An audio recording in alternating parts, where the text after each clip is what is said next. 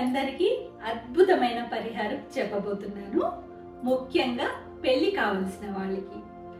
త్వరగా పెళ్లి అవ్వట్లేదు, సంబంధాలు కుదరట్లేవు, అనుకున్న సమయంలో జరగట్లేదు, ఆటంకాలు వస్తున్నాయి అనుకునే వాళ్ళకి అద్భుతమైన పరిహారం చెప్పబోతున్నాను.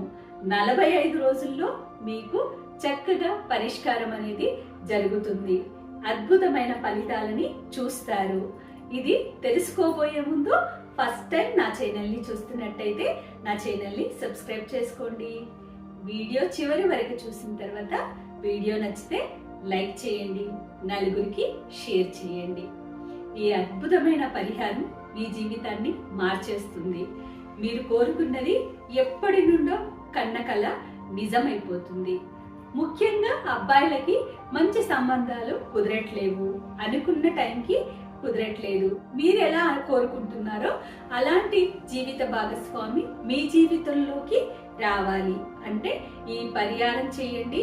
అద్భుతమైన ఫలితాలని పొందండి. అమ్మాయి అయినా అబ్బాయి అయినా. ముఖ్యంగా అమావాస్యకి ముందుగా చెప్తున్నాను.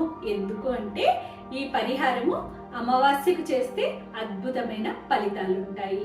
ఈ రోజు చెప్పి రేపు చేయాలంటే మీకు అంత అనుకూలంగా ఉండకపోవచ్చు.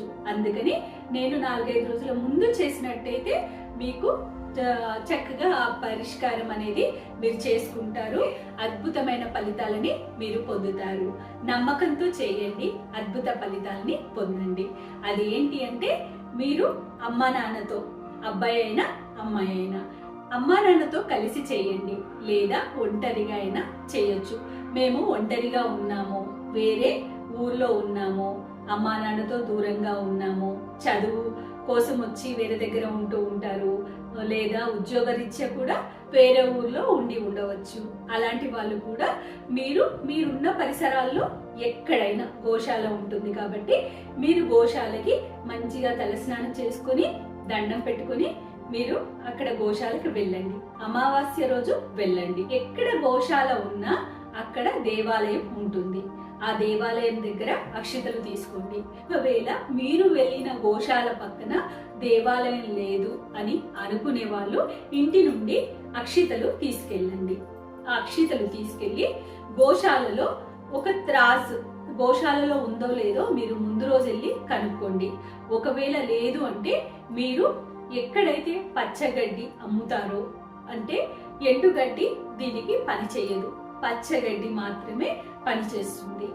మీరు ఎంత బరువు ఉన్నారు, మీరు 65 కేజీలు ఉంటే 65 కేజీల పచ్చగడ్డి, 70 కేజీలు ఉంటే 70 కేజీల పచ్చగడ్డి అక్షితలు తీసుకుని మీరు సంకల్పం చేసుకోవాలి.